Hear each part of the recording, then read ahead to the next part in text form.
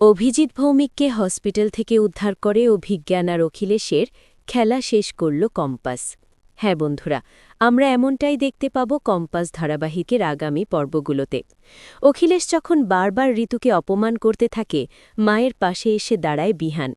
অখিলেশকে স্পষ্টভাবে বলে দেয় তার মায়ের অসম্মান সে মানবে না। এ বাড়িতে তার মায়ের কথাই শেষ কথা, মুক্তি মাসের কথা নয়। কিন্তু অখিলেশ চিৎকার করে বলে এই বাড়ি, তা সম্পত্তি, তা সবকিছু তার, তাই তার কথাই শেষ কথা। যার পোষাবে না সে বাড়িতে থাকবে না, বেরিয়ে যাবে। অখিলেশের এই হুঙ্কার দিয়ে বাজে কথাগুলো বেশ গায়ে লেগে যায় বিহানের। কষ্ট হয় বিহানের, কিন্তু বিহান তার মায়ের পাশে থাকে। একটু একটু করে বিহান তার বাবার রূপটা বুঝতে পারে। অন্যদিকে দেখা যায় কম্পাস ল্যাবে রিসার্চ করতে থাকে। কিন্তু কম্পাসের মনে পড়ে যে মোনালিসার মা বারবার তাকে বলছিল অখিলেশ আর অভিজ্ঞান কি যেন বলাবলি করছিল। কি বলছিল ওরা দুজন? ওদের সাথে কি আগের থেকেই কোনো যোগসূত্র আছে? অপরদিকে অভিজ্ঞান অখিলেশকে ফোন করে জানায় যে অভিজিৎ ভৌমিক হার্ট অ্যাটাক করেছে, আর এটা যেন কোনো মতেই কম্পাস জানতে না পারে। তাহলে কিন্তু কম্পাস তার রিসার্চটা বন্ধ করে দেবে। তার বাবাকে নিয়ে কম্পাসকে আমরা আর ব্ল্যাকমেইল করতে পারব না।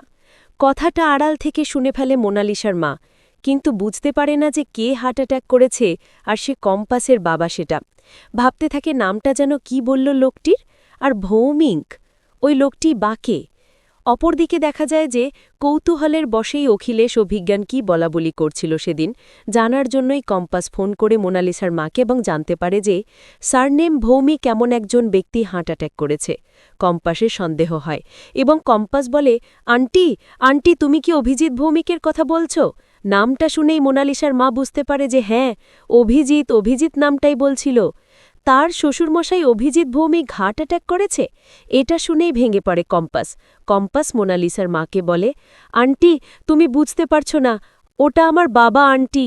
কম্পাস বেরিয়ে পড়ে জিতকে নিয়ে হসপিটালে চলে যায়। অন্যদিকে দেখা যায় যে বিহানের কাছে ওই এডিট করা ভিডিওটা পাঠিয়ে বিহানকে ভুল বোঝায় মোনালিসা। ওই ভিডিওটা ঋতুকেও দেখায় বিহান এবং ঋতুও বেশ অবাক হয়ে যায়। ভাবতেই পারে না কম্পাস কি এমন চরিত্রের মেয়ে। অপরদিকে দেখা যায় যে কম্পাস ওই হসপিটালে পৌঁছে যায় এবং হসপিটালে গিয়ে রিসেপশনিস্টের থেকে তার বাবা অর্থাৎ অভিজিৎ ভৌমিক কোন কেবিনে আছে সেটা জানার চেষ্টা করে। আর ঠিক তখনই সেখানে অভিজ্ঞান এসে দাঁড়ায়। অভিজ্ঞান কম্পাসকে দেখে খুব চমকে যায়। ভাবতে থাকে তার মানে কি কম্পাস সবটা জেনে গেল? কম্পাস যদি ওর বাবাকে হাতে পেয়ে যায় তাহলে তো রিসার্চটা করবে না। উপায় না পেয়ে অখিলেশকেই ফোন করে অভিজ্ঞান এবং তাড়াতাড়ি করে হসপিটালে আসতে বলে কম্পাসকে আটকানোর জন্য। অন্যদিকে কম্পাস তার বাবার কেবিনের নাম্বারটা শুনে বাবার কেবিনে ঢুকে যায়। কেবিন থেকে বের হওয়ার পর কম্পাসকে তারা আটকাবে, জিম্মি করবে, এমনটাই প্ল্যান সাজিয়ে ফেলে অভিজ্ঞান আর অখিলেশ। তবে অখিলেশ পৌঁছানোর আগেই কম্পাস তার বাবাকে নিয়ে হসপিটাল থেকে বের হওয়ার জন্য প্ল্যান সাজিয়ে ফেলে এবং পেছনের দরজা দিয়ে কেবিন থেকে বেরিয়ে যায় কম্পাস। অখিলেশ পৌঁছায় ঠিকই, কিন্তু কম্পাসকে ধরতে পারে না। কম্পাস খুব ভালো করে বুঝতে পারে অখিলেশ আর অভিজ্ঞান তার বাবাকে কিছুতেই তার সাথে যেতে দেবে না। তো বন্ধুরা, তোমরা এটা চাও তো এভাবেই যেন কম্পাস তার বাবাকে উদ্ধার করতে পারে এবং অখিলেশ আর অভিজ্ঞানের খেলা শেষ করে? কমেন্ট করে জানাতে ভুলো না।